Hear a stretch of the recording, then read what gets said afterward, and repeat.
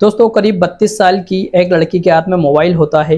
काफ़ी देर से मोबाइल चला रही थी। इसी बीच में उसकी छोटी बहन, जिसकी उम्र लगभग 16 साल के आसपास होती है, वो अपनी बड़ी बहन के पास आती है और कहती है कि दीदी अब मुझे मोबाइल दे दो, आप काफ़ी देर से इस मोबाइल को चला रही हो। जैसे ही बड़ी वाली ने ये बात सुनी, उसने अपनी छोटी बहन को मोबाइल दे दिया। जैसे ही बड़ी बहन ने छोटी बहन को मोबाइल दिया तो उनके पिता भी देख रहे थे। पिता एकदम से आते हैं और आने के बाद अपनी बड़ी बेटी को डांटते हुए और फटकार लगाते हुए कहते हैं कि जैसे तुम खुद हो छोटी बहन को बिल्कुल वैसे ही बना देना, जैसे तुम बिगड़ी हुई हो वैसे ही छोटी बहन को बिगाड़ देना। इतना ही था, बड़ी बहन ने कुछ कहना शुरू कर दिया। पिता को इस बात पर गुस्सा आ जाता है। पिता ने एक के बाद एक 2-3 थप्पड़ मार दिए। जैसे ही अपनी बेटी को थप्पड़ मारते रहे, बेटी भी उतना ही गुस्सा आ रहा था। पिता को गुस्सा आता है। बेटी ने अपने पिता को गिरेबान पकड़ लिया और गिरेबान पकड़ने के बाद उसको खींचना और खींचना चालू कर दिया। इधर से उधर खींचती रही, तभी माँ की नजर पड़ जाती है। माँ एकदम साथी है। बूढ़ी माँ अपने पति को बचाने के लिए अपनी ही बेटी से रिक्वेस्ट कर रही थी कि हाथ जोड़ रही हूँ, मैं पैर पड़ लेती हूँ तेरे। इसी बीच में आवाजें जो थी वो घर से एकदम बाहर पहुंच जाती हैं।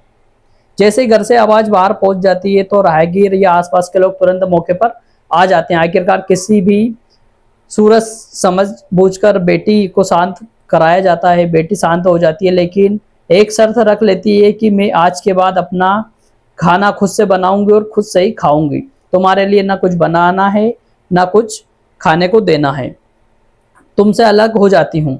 जैसे ही क्या एक लड़का अपने माँ बाप से न्यारा हो जाता है, अलग हो जाता है, वो बेटी कुछ इसी तरह से अलग हो जाती है और न्यारी हो जाती है। लोगों ने सोचा है कि झगड़ा खत्म हो जाएगा, काम हो जाएगा, इसलिए अगर न्यारी हो जाती है तो कोई दिक्कत नहीं, कोई परेशानी नहीं। अभी इस बात को 1 महीना की समय बीत गया था। इसी घर के अंदर एक भयानक सा कत्ल हो जाता है और कत्ल की गूंजें चारों तरफ फैल जाती हैं। घटनाक्रम का खुलासा होता है तो वही नहीं बल्कि जहां जहां तक ये खबर जाती है, अखबारों के माध्यम से, सोशल मीडिया के माध्यम से, तो लोगों को यकीन नहीं आ रहा था कि क्या बाकी में कलयुग ऐसा आ गया है। तो आदाब, नमस्कार, सत श्री अकाल। मैं आपका दोस्त लाला क्राइम स्टोरी। उत्तर प्रदेश के जिला मुजफ्फरनगर, थाना भोपाला लगता है। भोपाला थाना क्षेत्र का एक गांव लगता है मोरना। ये बात में 23 फरवरी 2026 की सुबह लगभग 6 बजे के आसपास का वक्त हो रहा था। गांव में एक ही रविदास मंदिर है और मंदिर के पीछे एक घर बना हुआ है। एक महिला जिसका नाम चंद्रकली होता है, उम्र जिसकी 55 साल के आसपास होती है, सुबह 6 बजे के आसपास जैसे ही वो उठती हैं, उठने के बाद जैसे ही उनके मुख्य द्वार को खोलने के लिए पहुंच रही थी तो उसके पति की खून से लथपथ लाश वहां पड़ी थी। अपने ही पति को देखने के बाद वे परेशान हो जाती हैं और जोर जोर से रोना शुरू कर देती हैं और जोर जोर से चीखना शुरू कर देती हैं। जैसे ही वो रो रही थी, चीख रही थी और चिल्ला रही थी, उसके बच्चे हैं, 2 बेटे हैं और 2 बेटियां हैं, वो आराम से घर में सो रहे थे। रोने की आवाज़ सुनने के बाद वो जग जाते हैं और जो राहगीर होते हैं तब तक वो भी ये आवाज़ सुन लेते हैं। इनकी घर से बाहर जो एक तरफ का रास्ता है वह गुजरने वाले लोग का है। आवाज़ पहुंच जाती है। दोस्तों बहुत सारे सवाल थे, हर कोई इन सवालों का जवाब जानना चाहता था। जो पुलिस की डॉग स्क्वाड टीम जो होती है, एक डॉग जो पुलिस का कुत्ता होता है, उसके काम था कि सूंघकर वो पूरे घर में इधर से उधर, वो बाहर नहीं जा रहा था बल्कि घर के अंदर ही इधर से उधर वो घूम रहा था, कभी घर के अंदर तो कभी घर के बाहर। फॉरेस्ट की टीम होती है, फॉरेस्ट की टीम भी अपनी तरफ से तमाम प्रयास कर रही थी। जहां बुजुर्ग किसान सोया हुआ था, उसी किसान के पास जो चारपाई थी वहीं पर कुछ बाल पड़े थे। बालों की जो लंबाई थोड़ी ज़्यादा होती है और बालों पर जब देखा जाता है तो वो भी खून से संगे हुए थे। इसी बीच में जो डॉग होता है वह डॉग किसान के अलग अलग कमरों में जा रहा था। इसी बीच में वो भूसे वाले कमरे में पहुंच जाता है और उस डॉग ने अपने ही हाथ पैरों से जो इस्तेमाल किए गए उसके बाद भूसे को बचाया और एक पोटली थी जो उस भूसे के अंदर छिपी हुई थी।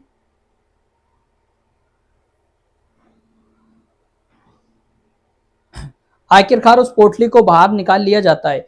जब पोटली बाहर निकाली जाती है तब पुलिस ने यहाँ घर के एक सदस्य से बातचीत करना शुरू कर दिया था। जो घर का मुखिया है जिसका नाम राम प्रसाद है, उसकी तो मौत हो चुकी है।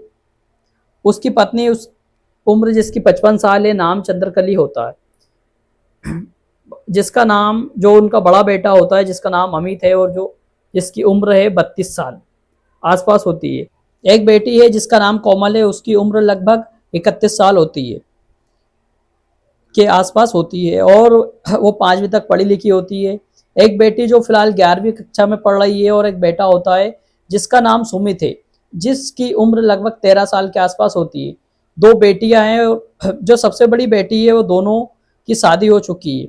एक ने लव मैरिज की और दूसरी ने परिवार की मर्जी से।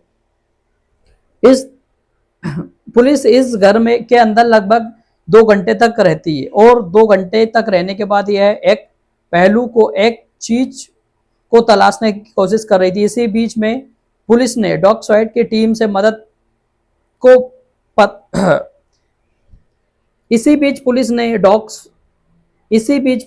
डॉग स्क्वाड की मदद से तो पता कर लिया कि यह जो हत्या हुई है इस हत्या में कोई बदमाशों ने नहीं हत्या की है। घर का जो सामान था वो जैसा का वैसा ही रखा हुआ था, यानी कि ना तो लूट हुई है और ना ही डकैती। कोशिश है कि लेकिन जब किसान की हत्या हो रही थी तो बाकी सदस्य क्या कर रहे थे?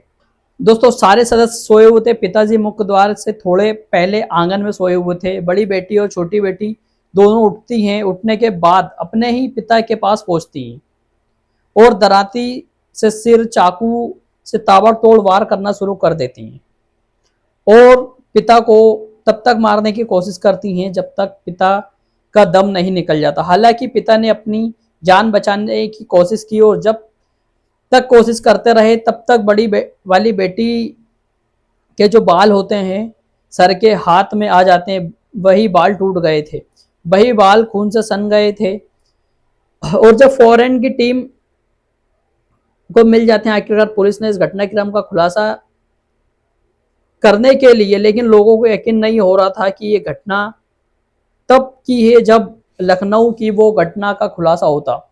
एक लड़के ने अपने ही पिता को न केवल हत्या की बल्कि उसके सारे शरीर के कई टुकड़े करके अलग अलग जगह और अलग अलग हिस्सों में फेंक दिया था। घर से 21 किलोमीटर दूर जाकर फेंका कर वापस आ गया था। वही हिस्से को फेंकना चाहता था लेकिन आसपास के लोगों को सतर्क के चलते हुए वो हिस्सा फेंक नहीं पाया। घटनाक्रम का खुलासा हो जाता तो ठीक वैसे ही यह दोनों बेटियां ने भी अपने पिता से छुटकारा पाने के लिए बहुत खौफनाक तरीके से हत्याकांड को अंजाम दिया है। पुलिस ने दोनों को गिरफ्तार कर लिया है। गिरफ्तार करने के बाद घटनाक्रम का खुलासा किया। जो छोटी बेटी होती है क्योंकि वो नाबालिग होती है उसको नोएडा के बाल संरक्षण गृह में रखा जाता है। साथ ही बड़ी बेटी को सलाखों के पीछे यानी जेल भेज दिया जाता है। और पुलिस ने जब तक इस घटनाक्रम का खुलासा किया तब तक लोगों को यकीन नहीं हो रहा था। क्या दौर चल रहा है अपने ही बालक जिन्होंने गोद में खिलाया, उनको पाल पोस कर उनकी हर तरह छोटी मोटी बातों का ख्याल रखकर आखिरकार वो इतने हिंसक कैसे हो गए? तो बेटियों ने इतना खौफनाक तरीके से कत्ल को अंजाम दिया। बाकी की जिंदगी शायद सलाखों के पीछे गुजरेगी।